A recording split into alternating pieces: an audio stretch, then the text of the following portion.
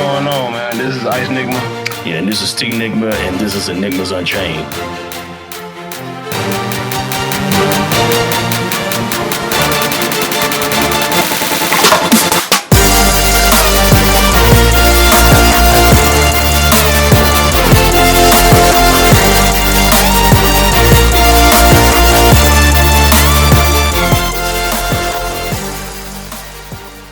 What it do, my peoples? This is ENigma with ENigmas Unchained, and we are back for another episode of What If. This time we're going to take a musical spin, but what ifs are pretty much we take a situation that has not happened in reality, and we actually take a little spin on it, and we will like analyze to see like what the world will look like with this particular thing. So it would happen in anime, it could happen in comic books, it could happen in music, it could happen in TV, it could happen on the planet, you know, things like that. So we just want to take the time to kind of like make you guys think, you know, we're the enigmas. So, you know, there has to be a question mark, you know, so we were like, you know, me and Ice got together and we were talking about, you know, different topics. The first two that we tackled so far that you've listened to in a month would be what if Iroh was a villain? What if, and the second one was what if Batman killed from the beginning? So this one is actually, like I said, we're going into music, and the question is, what if Andre 3000 went solo instead of actually going on Outkast? Like he didn't even join Outkast. Let's say he actually just went solo from the jump. How would that have looked? Like history, like I said, we're going to deal with it from a history standpoint, the implications, like what the cause and effect would be, and then what the culture of like hip hop would be after that. So once again, I got with me my brother, my two brothers, actually. I got Ice on. How you doing, man? Oh, man, I'm good, man. What's up? Yeah, back like we stole something again. Breaks over is takeover. So right now, and also I got Ordinary Fellow Jay. How you doing, bro? Oh, I'm good. I'm really glad that the sound quality is, you know, not crap. So Zoom is not my favorite medium here. Yeah, man, you good. Like you sound good. We can hear you clearly. So this like I said, this is gonna be a interesting topic that I think that people would actually want to chime in on as well. So I'm gonna start with you this time, Drew. Like especially because, you know, like so before we start, you know, Rick Rubin and Andre 3000 did a interview. What was it, like a month or two ago, Drew? How long ago? It wasn't that long ago. I can't remember how long, but it wasn't. It was. I think it was earlier in COVID, so it was a few months ago. Okay, so yeah, like so Andre 3000. I'm gonna look it up real quick, and Rick Rubin did an interview. You know, where they talked about everything. And it was in July, so it was July the 15th. So that's not that long ago. It's about 3 months back, so it's not that long ago.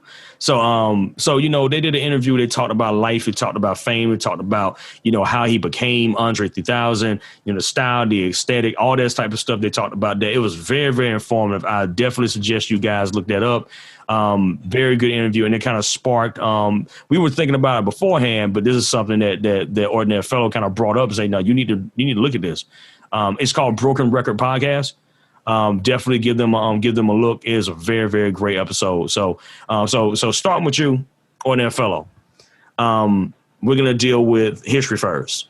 So knowing what we know now about Andre 3000, if he had gone solo, what would the history have looked like?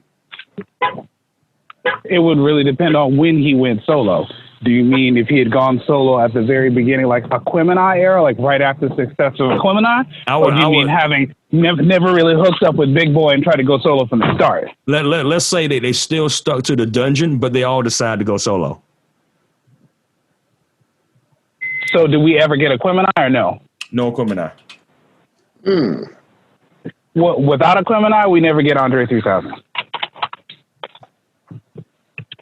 I would contend that we don't get Andre 3000, we don't get Outkast, and we definitely don't get we don't get what Outkast actually did to help legitimate rap in the South to like our New York and Northeastern counterparts. Like Outkast played a vital role in being able to legitimate what Southern rap was doing. Because it's not like Southern rap didn't exist. The Texas and Louisiana dudes had been rapping hard for a long time. but New York still ignored them. It was the vocal prowess of Outkast and their explosion success that really flung the South into mainstream success. So I don't even think T.I. It becomes the T.I. that he becomes without other people alongside him, because he can't stand. You're not a king unless you have people who are under you or who are around you to legitimate what you're doing. You can't be a king of nobody. So that's those are my initial thoughts. Well, don't tell that to most of the people in the black community, because apparently all of us are kings and queens. But that's a whole nother topic. But yeah, and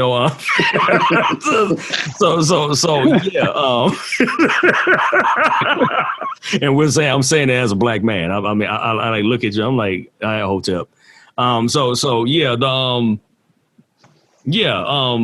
So Ice, throw in your 2 cents. What do you think? Like what does it look like?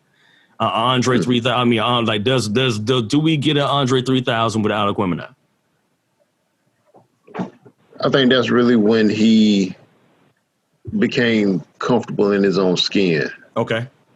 Because all right. So let's go all the way. Let's start back. Let's go back to basics on this one, because they did Southern Cadillac playlistic music. I hope I got that right. That more or less was like a standard rap album. Okay. You know what I'm saying? Like, it just so happens it came out when the East Coast West Coast rivalry started. So had it not been for what they did say at the Source Awards that year, and they was like, well, hey, look, South got something to say too. You know what I'm saying? Because at that point, it was like, oh, okay, well, yeah, Big and Pop beefing. So that split everybody up. Yeah. So you had to take a side. But if they had, I mean, like I say, you kind of like people, if you really pay attention to music, then you know their first album. Yeah. If you just a random fan, you know what I'm saying, you might overlook that one. But they at least that did get some people to pay attention to Outkast and the South as a whole. Okay. It was a stepping stone. Okay. Then you get AT Aliens. And that's what I think when they dropped Elevators, that's when they started going upward. So then when you get to Aquemini, I think that's really when Andre when it looked like he was actually comfortable in his own skin. Okay. From that point on. So I mean that's a good point to make too. So that like kind of like sticking him with Outkast for a moment, and then having him break free right before Aquemini. Do you think that he would have actually been what we know of him today? Do you think that he would have stuck to the dungeon and he would have actually done the stuff the same way? I think he'd still be Dungeon Family. Okay. Before I finish, interesting tidbit. Did you know that they actually was going to put CeeLo in the group before they stuck him with Goody Mob? Seriously? Yeah. They was gonna put CeeLo in Outkast. Yeah, it was gonna be CeeLo, Big Boy, and Andre. I'm glad they didn't do that. I was like, I mean, no harm to CeeLo, but that would have been too much in the worst way to me. Like I think that him and Goody Mob fit. It was perfect. Like it was where he was supposed to be. But yeah, it was CeeLo. I mean, can you imagine? CeeLo singing, just and wanting to take over the song. You know what? When these two dudes is like rapping about. Yeah, I mean, I can't see that. I can't see that. That's. Maybe I'm wrong. Maybe there's somebody else out there that's like, nah, that sounds like a fire idea, and that's perfect. Fine. I got nothing against what you think, but for me, I'm like, nah, man. I mean, because CeeLo to me kind of culture clashes with the way that they were even delivering. You know what I'm saying? So. Oh yeah. But Goody Mob, it was just people don't dance no more. Like I remember first time I heard CeeLo, I was like, who is this cat in the background? So it fit the song. Yeah. But if he was an out. Let's say like CeeLo is in Bombs Over Baghdad. Nah, bro. What I'm saying? It's nah, bro. Yeah, no. We good. We're good, bro. We're good. So, all right. So now, like, so like once again, we're thinking about the situation where like going back to the Rick Rubin joint. You know, they talked about, you know, how they did their rounds in the dungeon and how they would actually go on tours with people. You know, so I think that, you know, this Andre that like before we even got Aquemini was already going on tours. You know, so he was already going on tours with multiple artists. You know, Redman, Method Man. You know, he talked about, you know, going on a couple others, but he would have still gotten the experience. This is my take. He would have still gotten the experience to think outside the box. I think he would have been all right as a solo artist. Yeah. I mean, like, I think he would have actually been okay, only because he was still dungeon. Like, I don't think that they would have kicked him out if he wanted to go solo and he was in the dungeon.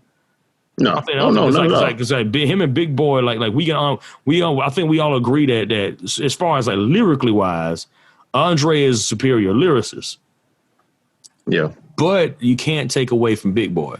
Oh no, not at all. Big Boy can still hold his weight. You know, when it comes to building the album and making something engaging and things of that nature, he still has his own weight, and he could get his own audience, he get his own crew. But I just think that Andre would have actually taken that, and I think he would have still kind of found his way in maneuvering the B3000. That's my take on at least the history part. Yeah. So now we think about implications. So let's say in this hypothetical world, you know, that Andre actually does go solo. What are the implications of like the Dungeon family? What's the implications? I think Drew touched on it a little bit, you know, as far as like, you know, talking about how, you know, the support system and things like that we would have had in the South would have actually kind of been disrupted. And I would like for you to add some more meat to that as well when you get this question, because you're going up. So pretty much like what would the implications be of an Andre 3000 that would have gone solo before Aquemini? I don't see an Andre 3000. I don't see an Andre 3000 that's as famous. Honestly, like I don't see Andre becoming Andre 3000. I don't because the Aquemini album, if I remember correctly from the interview, the Aquemini album was like as mid as when he really started to get into it. So I think he would have experimented, but I think working on that specific project, specifically on that project, is really what helped to shape his being an MC. So he would have been comfortable, but they wouldn't have had the success. Okay. So like I don't see the Andre 3000 that we know ever happening without the really blowout success of Aquemini. Okay.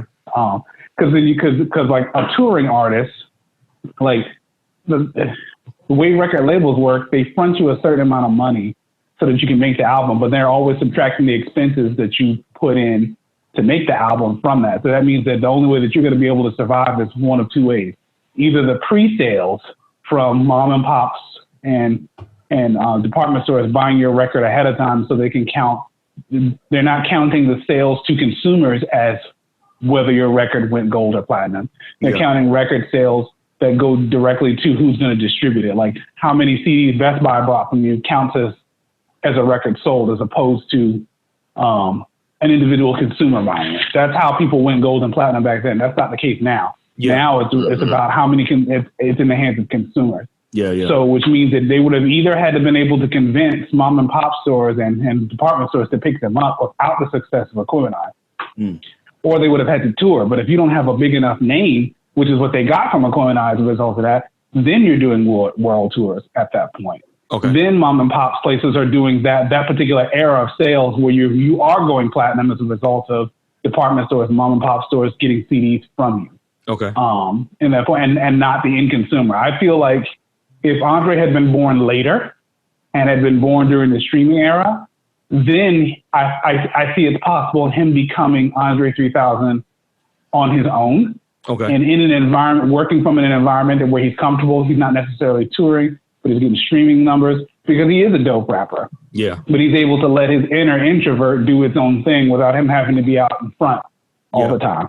But in the 90s, I don't see in the 90s, without the success of Aquemini, them getting enough mass appeal for him to become what we know as Andre 3000. Okay. Mm-hmm. Talk to me, Ice. Implications. Oh man. Well, let me see. I'll tell you what. Ask that question one more time for me. So pretty much like we're dealing with the cause and effect of like an Andre that would have gone solo. Do you think he would have been 3,000? I'm gonna stick.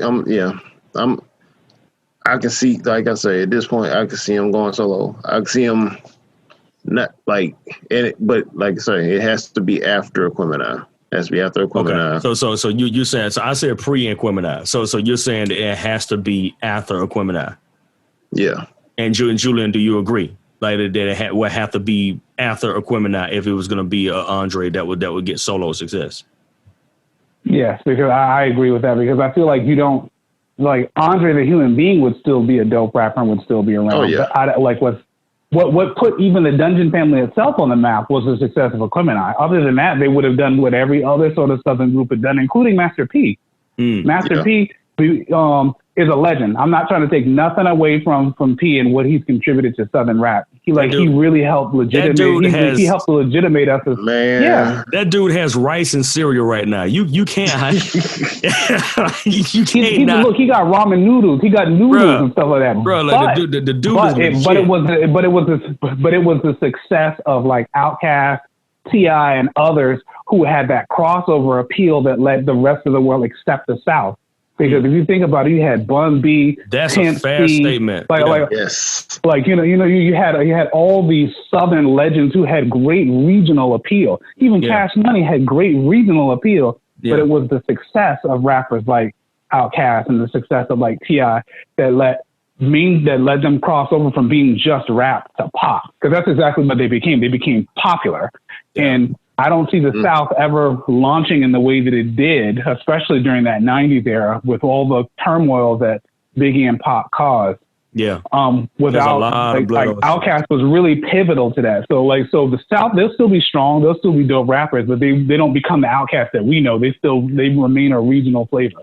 Okay. Right. Oh yeah, of course. Because like you said, I think you say pre-Aquemini.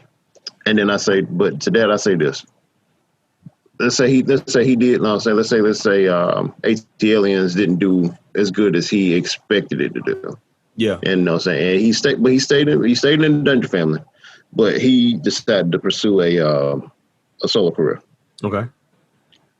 Then at that point,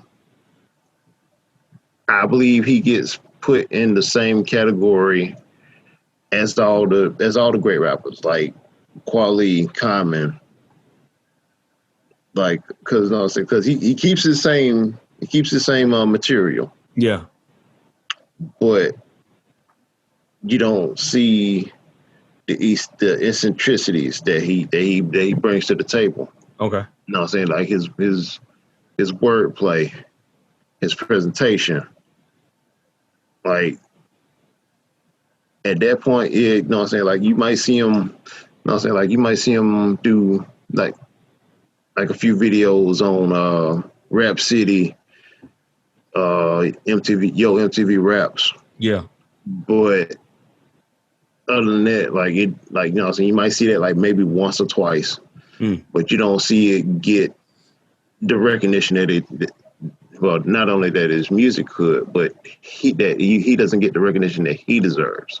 Okay. But like I say, and then I'll go on further. I'll even let him slide with Stankonia. Okay. Because I think Aquemini made people really start paying attention to him. Stankonia just like sent him straight on over the moon. Yeah. Because think about it, you had Miss Jackson, B.O.B. Yeah. That was like every single song on Stankonia was like a theme for the next 2 years when we were in high school. Mm-hmm. You know what I'm saying? I remember we had school plays that became real cringy. And if you're listening to this, you know who you are, and it was your fault. Don't blame us for cringing at this. But I remember, there being a school play at Fairfield Central where we grew up at. And they kept doing, sorry, Miss Jackson. Ooh, I am for real. They kept doing it. We were like, all right, we get it. Her name is Miss Jackson. But just like the fact that, there was so many different layers to how they influenced the culture in the South. not just the South, but the world, but definitely the South. The confidence of the South started to grow when Outkast was blowing up. Like they were kind of like the spearhead, when it came to like pushing forward the South. It was a double-headed spear with Big Boy and Big Boy and Andre on it, piercing through the veil that was always going to be West Coast gangster rap versus the East Coast, and it was like which was mostly Northeast because it was dealing with New York. There wasn't any like big people coming out of Philly yet. Benny Siegel and them wasn't even around yet. That was like another 5 or 6 years, before we even got a Siegel. So it's like we didn't get anybody real big from the East outside of New York for years. That's like 20 years almost. If you think about it, you got to go all the way back to Sugar Hill. It's like that we didn't. It was a lockdown state in New York. Like there wasn't a whole lot, and you had a couple guys that pop up here and there, but it wasn't really enough to make a seismic shift. So this is fair because I don't even think that Southern hip hop would have even got a chance without an Outkast being formed. Oh no. Like it's virtually impossible for there to even be a quote unquote Southern style outside of it being like the renegade style that didn't get the attention that was needed because people weren't gonna give it a second glance. You know what I'm saying? It's like, so to me, like as a wrestling fan, I think about the formation of AEW. AEW, kind of actually gave a spotlight to like probably 40 other indie developers, but specifically like 3.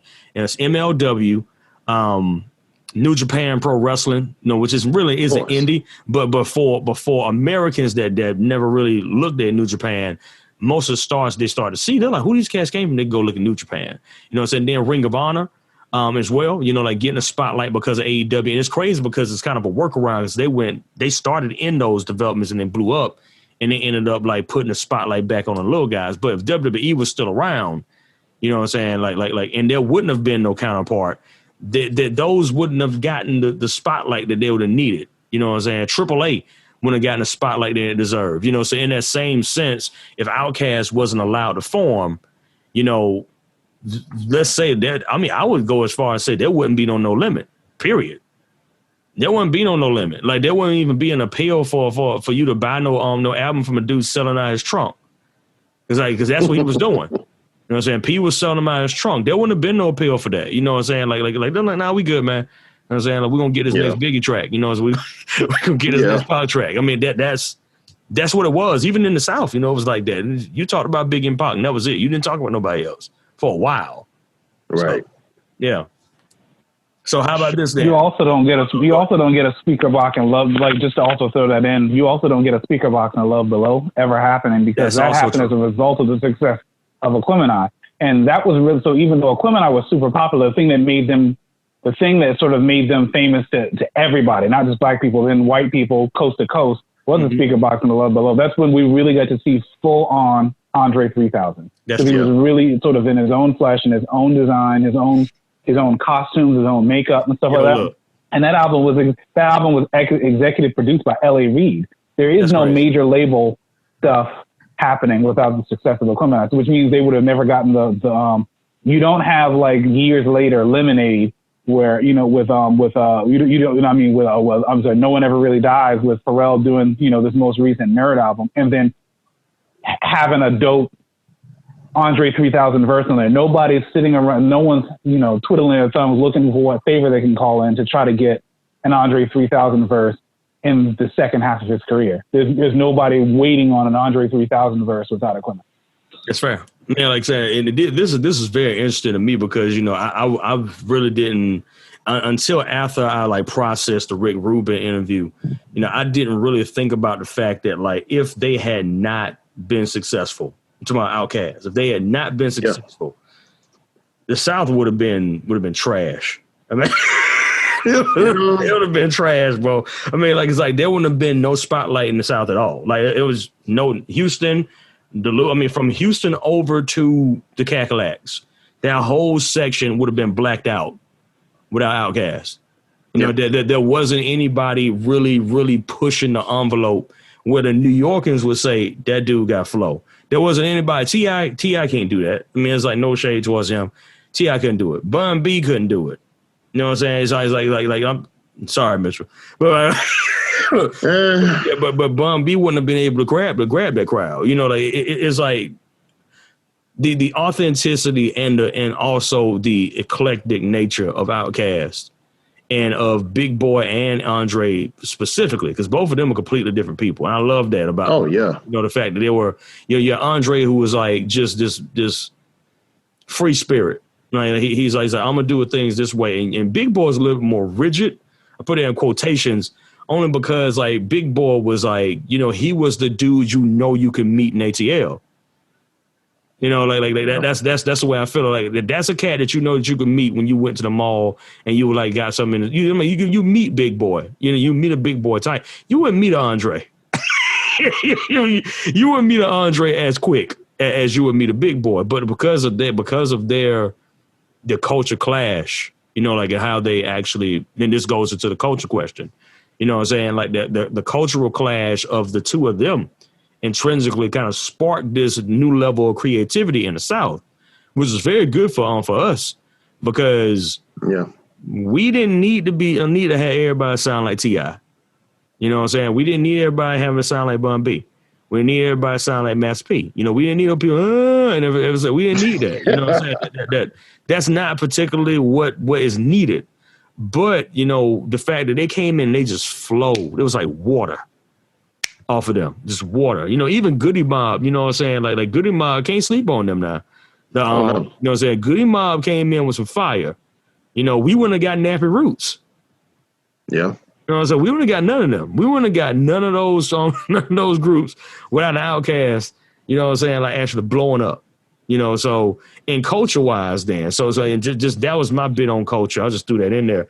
But like literally what would the culture of hip-hop look like to you without an Outkast and an Andre that went solo?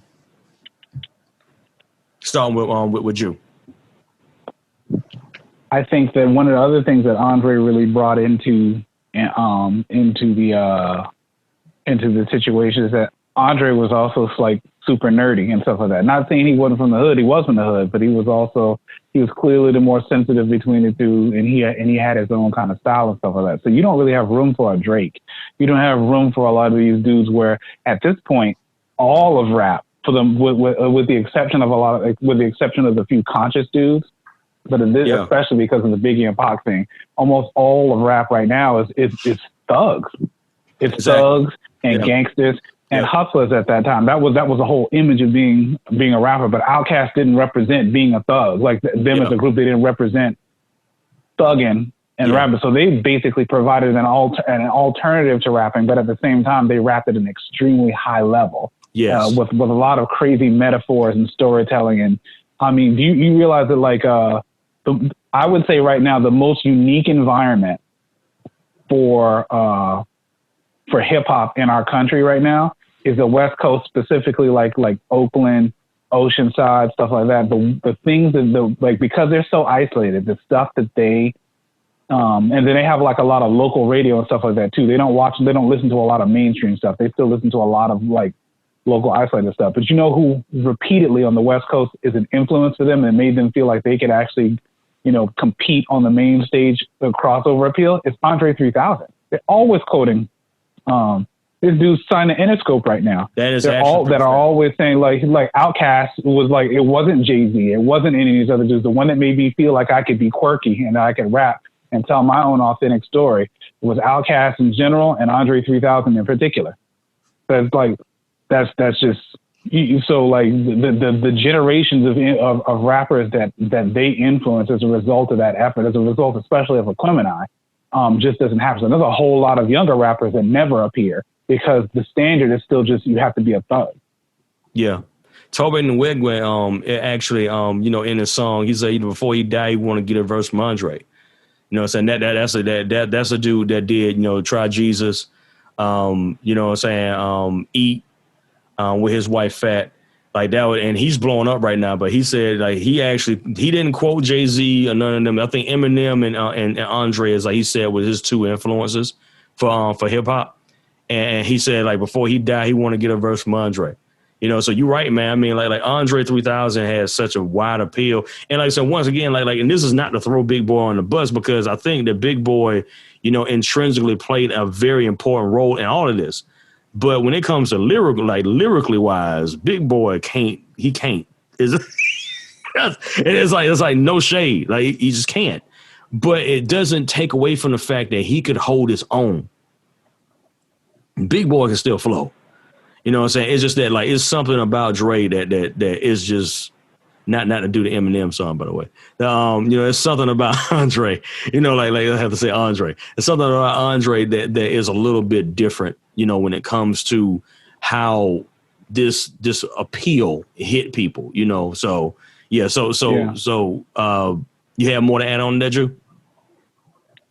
Nah, I mean, I really do. I think that you lose with him going solo. You really lose Outkast, and Big Boy by himself is not Outkast, and Andre by himself is not Outkast. Like nobody mistakes because we don't, you know, there's no more Outkast records that happens now, but there are Andre verses that appear from time to time. Yeah. But nobody ever mistakes an Andre verse for an Outkast verse. That's true. Does that make sense? Like they never mistake the two. Yeah. So you don't without Outkast, you don't have the same Andre, and without Andre, you don't have Outkast at all. And so it was like Andre is not going to change the world by himself. He changes it together with Big Boy. Yeah, I agree. Ice, talk to me. The culture of hip hop. You know what I'm saying? How would it change if Outkast had not formed? I mean, Outkast had kind of like drifted away, and Andre became but Andre went solo, and this like the same thing like pre Aquemini. Like I say, I'm gonna start by saying this. Big Boy, like I hear what you're saying. I hear what you just said about Big Boy. I get that, but I think people sleep on Big Boy because of Andre's appeal. Like I seriously believe that man got 4 albums out, but like people don't even pay. Like in my opinion, I don't think people pay as much attention to him as they should. Like I don't know, Julian. I don't know if you listen to it or not, but I like, you know what I'm saying. If y'all got a moment, I think like, you know what I'm saying, like I say check out Booming Verse and give it a look, because that was a nice album. Like as of now, like my favorite Big Boy song is Overthunk. Like I love that song. But anyway, like if they drift away and they just like split up before, like if they split before Aquemini, like we say, like Dre doesn't really develop into what we have now, because at that point, like can we even say that we get Hey Ya? You know what I'm saying? Do we even get I don't know if I'm saying it right, The Life and Times of Andre Benjamin? Incomplete. Like that was the last track on The Love Below. You know what I'm saying? And I think that was actually like the only track on his side of the album where he like literally, like where he's like straight out like rap. Like everything else, it had like a melody to it, for the most part. But and even now, like I'm thankful that he jumped on Cudi's last album and gave him two verses. You know what I'm saying? Like y'all know how I feel about Cudi. Like that's my dude there. But like, you know what I'm saying? Like it's like when Dre jumps on a verse, it gives a whole new personality to it. And I think that's what makes him so special. He's not like, I mean, we pretty much done covered that already, but he is like that breath of fresh air to where you don't have to be a thug. You don't have to hustle. Yeah. You know what I'm saying? Like that man probably did, you know what I'm saying, rob, steal, and kill. No, not so much kill, but you know. But you know what I'm saying, he probably did this thing, you know what I'm saying? He was in the hood growing up. But look at us. Like, you know what I'm saying? Like our past ain't squeaky clean either. Yeah. So, but at the same time, he gave us another element to rap that we needed growing up, because you know what I'm saying, like there's only so much you can hear about somebody getting jumped on. Facts. Somebody robbing. That's a whole nother Enigmas Unchained episode. like I mean, I would love to dig into that, because I'm sick of murder hip hop, and I mean, I'm sick of it, man. I mean, I just like I'm like, I think that we gave the microphone to the wrong people. That's how I feel. You know, when it gets to that, I'm like, you don't need no mic in your hand. I don't care if you lyrically great. I just don't care. But like if you've gone this far, you know, certain expressions ain't supposed to be expressed. I don't care how good you are lyrically. I just don't think that you are good for anybody, you know, like when it comes to this particular thought process. But yeah, that's my take on that. But what you're saying is absolutely right, though. I mean, I mean, that's it. It's like not taking anything away from Big Boy, because Big Boy can hold his own. Like he really, really can. It's just, I think, dynamic. I mean, you know, I'll put it like this right here. Big Boy has a regional appeal. Yeah. Andre has a world appeal. And that's the reason why, you know, it's like Golden Kamuy, and it's just going into anime. And if you haven't seen Golden Kamuy, it is crazy, but it is great. Golden Kamuy has a regional, you know, appeal. Boku no Hero has worldwide appeal. Both of them can absolutely hold their own, episode to episode, chapter to chapter. They can hold their own. But the way that the story of Boku no Hero is written appeals more to people across the whole planet. Go to Kamuy, you got to dig deep. So sometimes you have to know certain things about a region in order to really get what's going on. Big Boy has that good regional appeal. He's not saying he don't appeal to Americans and other people, but as far as like his style, his aesthetic really does fit a particular region. While like Andre literally, well, hey y'all, I remember when we was at Winthrop, you know, 2000, 2002, 2003, right? When Love came out, right? And I remember the video coming up on MTV, and we were in a room, and I remember seeing this joint. I was like, this sucker has lost his mind. Ice probably remembers this joint. He was my roommate, and I was like, this sucker lost his mind. I said, this sucker has lost his whole mind. What the world is wrong with this dude? I mean, I was like mad. You know what I'm saying? I was upset. I was like, what are you doing? You know, watching with straight hair, you know what I'm saying, dance in front of all these people. And I'm like, who are you? What are you doing? And then a week went by. Sucker. A week went by, man. And it was lit. It was lit. It was lit. It was lit, man. I was like, God dang it. I mean, I hid singing it, bro. I was that ashamed, bro. I hid myself. I didn't want to let Mitchell them know. I didn't want to let them know. I was like, I ain't gonna let them know that I like this song, but I was like, shake it, shake it, oh, shake it. And he called me. I was like, God dang it. I was like, just keep vibing there. You know what I'm saying? I was about to say, like, hey. Because, I mean, I had to warm up to Hey Ya myself. You know what I'm saying? Remember? Yeah, but you liked it before I did, though. You because I spotted you and I was a traitor. You know what I'm saying? He was sitting there bopping to it. You know what I'm saying? Hey ya, oh. I mean, like, and now that I'm older, you know, going back and looking at it, to me that album felt like an inward expression of finding out what you could do. You know, like that's the artist with a different style of art on every single page.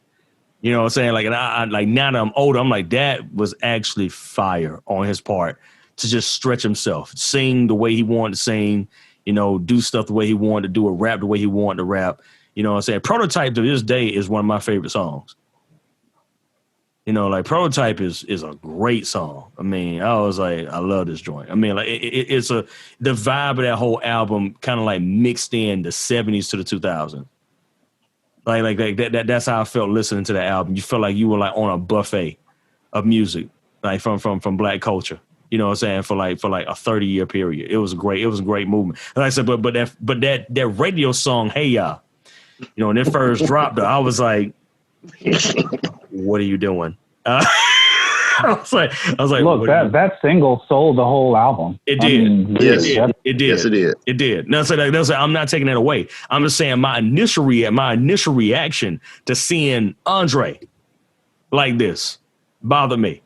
But after, like I said, it took a week, one full week. He broke me down. It just kept coming on, you know, because people. I mean, I remember watching, you know, the AKAs and Deltas and them. I just shake it, shake it, oh, and I'm like, stop doing this goddamn song. I'm like, stop doing this song. I don't want to hear this song, no goddamn. I don't want to hear this thing. And then, like, I remember we was in a car and it came on the radio, shake, and your head just started moving. I'm like, stop it here. Don't you fall for this seduction, you know? And then Mitchell got the album, and he just put the album on spin for like 5 or 6 hours, and it's one of those. It was so special because it was an album, like a throwback album. You know, like I hadn't had albums. I mean, I'm. This is like no shade. I mean, this is me because when it comes to music, and I'll be open and honest with you guys. When it comes to music, Ice and Ordinary Fellow are far beyond me. When it comes to me, because they have the patience to like go through the waves. I don't have the patience. I don't have the patience to do that as much as like most people. So I didn't have a lot of albums that I could like just kick back for like a whole day. You know what I'm saying? Like there wasn't many. That was one of them. You know what I'm saying? That ended up being one of the ones I could play all day. And I would be able to study, you know what I'm saying, draw, you know, create, you know, kick it, talk to people in conversation, and still be able to do everything with that in the background. There's not many albums I can say in my life that I was actually able to do that with. You know, so that's why I said I gotta give props is due, because, you know, that album actually had a profound effect on me. You know what I'm saying? Love Below. Like I was like, it showed me that you could be from the South, you could be weird and eclectic, and you could also not be what everybody expects you to be and still be successful. I thought that was dope. You know what I'm saying? Like this is a way to kind of close everything out. I mean, like that's a Andre 3000 in a weird way. It was kind of a blessing to our mentality of being Southerners, if you really think about it. You know what I'm saying? Like there wasn't many people at that particular generation, in our generation, that like were from our area, so to speak, that were successful and were different from the people that we knew. There wasn't many. Actually, I think he's probably the only one. If I'm not mistaken. I mean, correct me if I'm wrong. It's true. Yeah, I mean, it's true, and his quirkiness really, really allowed for, you know, like a square like me. Because look, I've lived in the hood most of my life. You know, all of my adult life, I've always lived in a hood. I live in a hood now. Yeah. But he made it okay for someone who was a square to feel like you had something to contribute to the world without having to be a thug. And you guys know this, like there is because life can be so difficult in the hood, that if you actually manage to make it out, there's a kind of disdain towards squares. Like you don't really deserve to live. You ain't nobody because you didn't have to go through what I had to go through in order to survive. Yeah. That kind of thing like that. You really ain't nobody. So like you couldn't, so unless you was a rich square, you couldn't be a square and then have the dignity of life being around thugs, really. It's like, you get out of here, you're nothing, that kind of thing like that. But Andre made it okay. Andre made it okay to be a square. I mean, honestly, he made it okay for me to be a square. Yeah, man, like, and I agree. You know, like I said, there wasn't many artists across the genre. I mean, like cross genre, like, and I think that's what, you know, just as kind of like as a way to really close this out, but kind of as a way of an appreciation. And like what Drew just said is absolute facts. We didn't. I mean, this is not to really beat this drum, but you know, there is a special place for representation in this particular sense. You know what I'm saying? Like, you know, I think that, you know, when we deal with these things, representation does actually matter. You know, like now, I'm not taking it to the extreme when we just like start character swapping and tokenizing people. I ain't talking about that. I'm talking about authenticity and like a tenacity to be different and being able to see that. And you're like, yo, if he could do that joint, I could probably, like, I ain't gonna be like him, but I can probably get out of this situation too. You know, like in the early 2000s, you know, we had Master P. I wasn't gonna be like Master P. You know what I'm saying? As far as like, you know, nothing about him gravitated, you know, I didn't gravitate towards anything about him.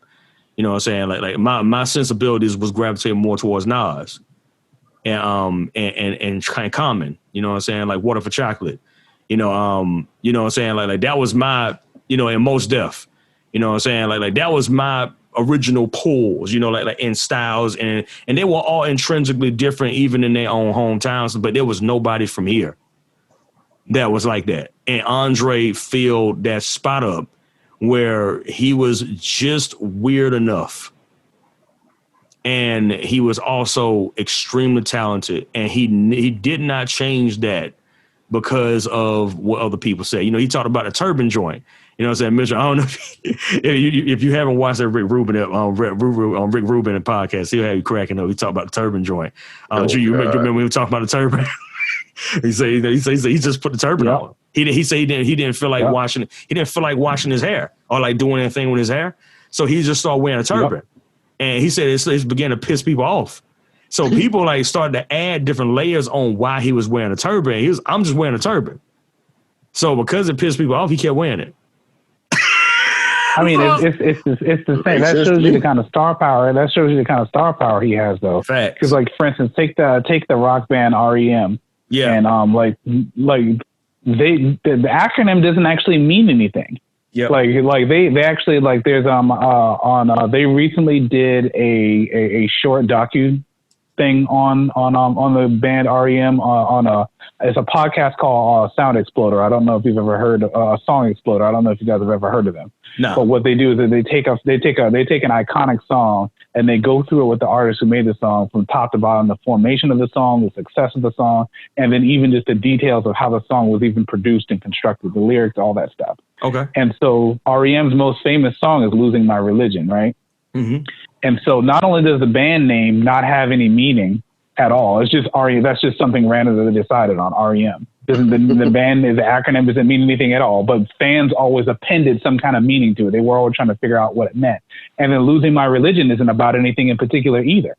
It was a song that they didn't even expect to be successful. They were trying to actually break away from the current fame that they had. And so they just threw together a bunch of random lyrics together. And then what ended up happening is that people who broke away from the Christian church really latched onto the song, and it got famous because they could relate to the idea of actually stepping away from your religion and having feeling like your eyes were open to a greater reality than what the Christian tradition held. And so it's people putting their own definitions, putting their own design, reading into it what they think it is that gives it value. And that's the same thing that happened with Andre and them turbans. He had his own reason for doing it, but because of his star power, people put all kinds of other meanings onto everything he did, whether it was getting the perm, whether it was like wearing the quirky clothes, him putting on makeup and stuff like that. People put their own meanings on stuff. It was just him doing things, him experimenting with stuff and trying to be comfortable in his own skin. Yeah. He wasn't like, people always tried to make it seem like Andre was trying to make a statement. No, Andre was just being Andre.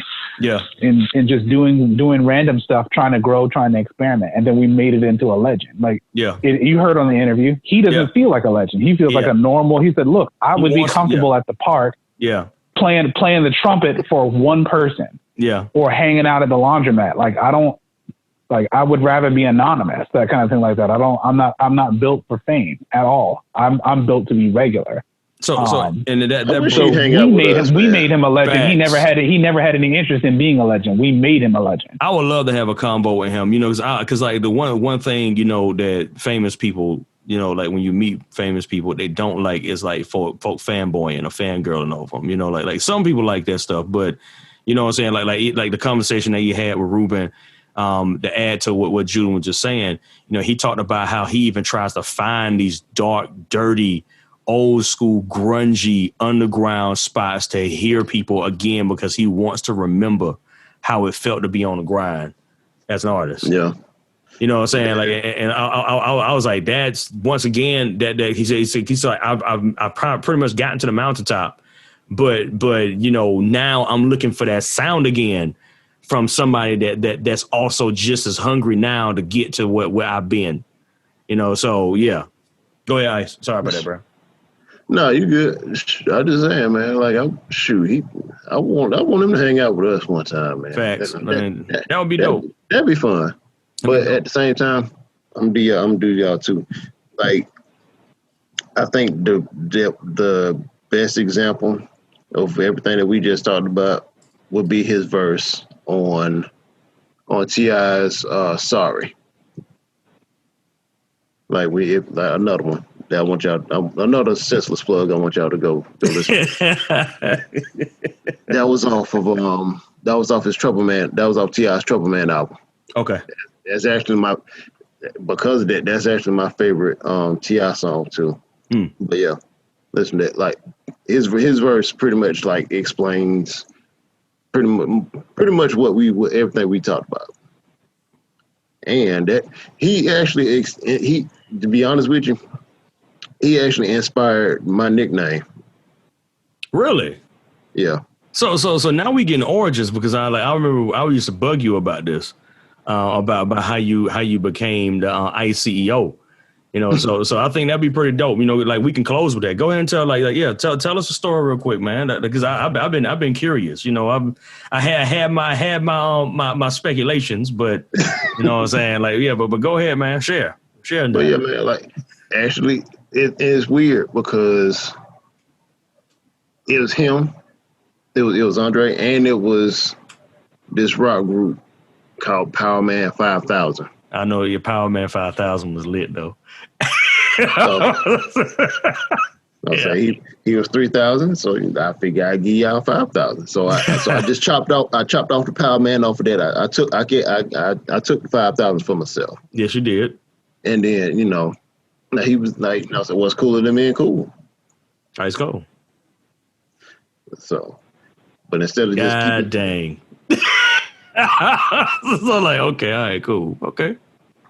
So you know what I'm saying? But so you got Ice Cold, you got Iceman $5 grand. You know what I'm saying? And that's what all those characters came from. That's crazy. You know what I'm saying? So I mean that's dope because that was a question I always had about, like, you know, the ICE acronym. You know what I'm saying?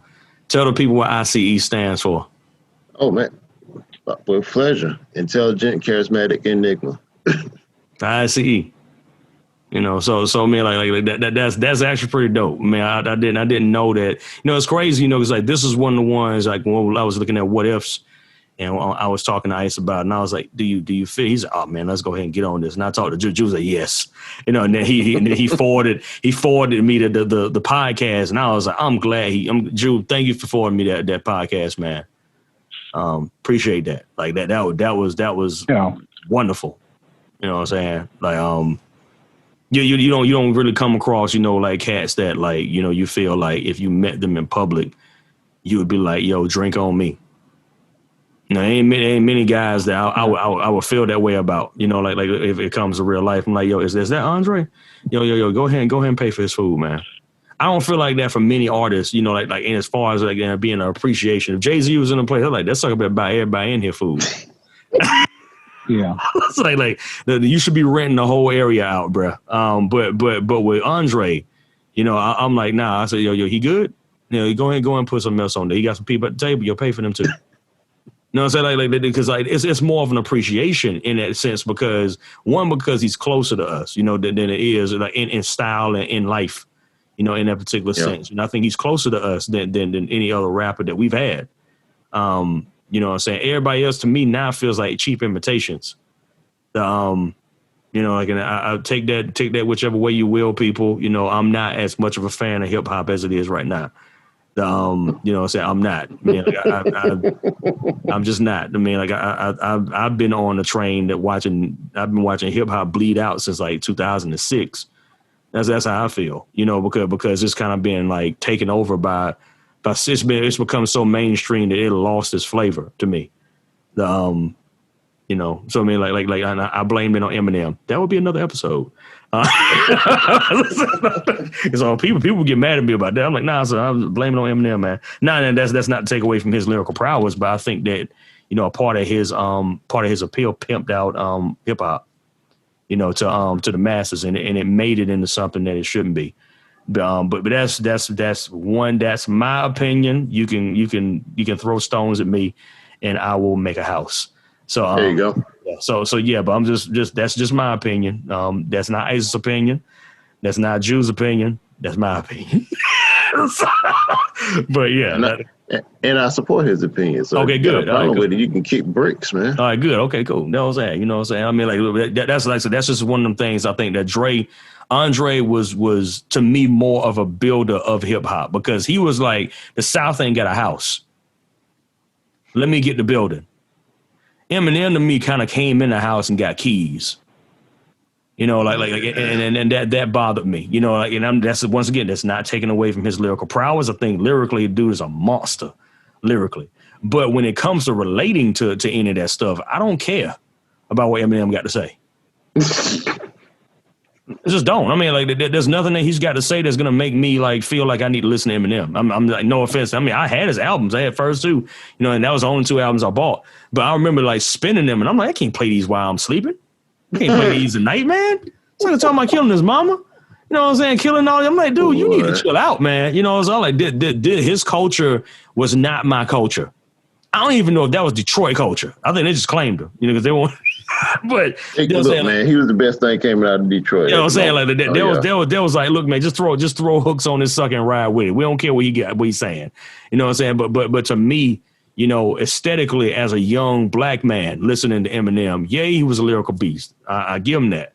But I could not vibe with Eminem because of the stuff that he was rapping about. You know what I'm saying? Like, call me a square all you want. I don't care. But culturally wise, Eminem had no impact on me. None. You know what I'm saying? Like not one bit. You know, like, so I mean, that's why he doesn't make my top list, not because he ain't no great lyricist, but because he didn't have no impact on me. Props to him for being successful and stuff like that. That's cool and cute. But I just, I don't feel like listening to no dude talking about murdering his mama and sleeping with dead people. I ain't got no, nah. They ain't got nothing to do with me. So yeah, like I said, all props to Andre. Like I said, we ever see him in public, we buying him dinner. But any parting words from anybody else on here? Hopefully, Roussan's. Yeah. We need to get some sushi. You know what I'm saying? Anything you got to say, Drew? End it out. No, I'm good. I'm good. This is fun. Okay, good, man. I appreciate you for jumping on with us, man. No, thanks for having me. I appreciate it. It's always good. Absolutely. And we'll have you back, because we got a couple more. We got a couple anime verses that I'm gonna need your expertise on. You know, like that. So like I said, this is a what if scenario. We're gonna be coming at you next time with a couple of verses. And we're gonna be doing some anime and comic book verses. We're gonna definitely dive into anime first. So the ones that I was toying with to start with, you know, just to get the audience kind of primed for this. L versus Lelouch. So L from Death Note versus Lelouch v. Britannia from Code Geass. Crocodile versus Gaara. That's Gaara from Naruto and Crocodile from One Piece. You know, Alucard versus Vampire Hunter D. You know, those are like the three top ones I want to do. So like that. That's how I have a long list of ones that I already got on paper. But definitely stay tuned, because we will have some verses coming at you real soon. Like, once again, thank you for listening to Enigmas Unchained. This is Ice. Yeah, man. Hey, Truck Coon wins. Truck Coon always wins. And we also got Ordinary Fellow. Truck Coon definitely wins. Truck Coon always wins. He wins in real life, and he also wins in anime. There's no way you're beating him. And this is T-Nigma. Choose your heart. You know, is my advice for you. Choose your heart and solve those enigmas, and do not leave them unsolved. Hey, we appreciate y'all for listening to Enigmas Unchained. And if you like this podcast, please subscribe, like, and share. For more episodes and more details, definitely stay tuned to us. Always remember to solve those enigmas and what? Don't leave them unsolved.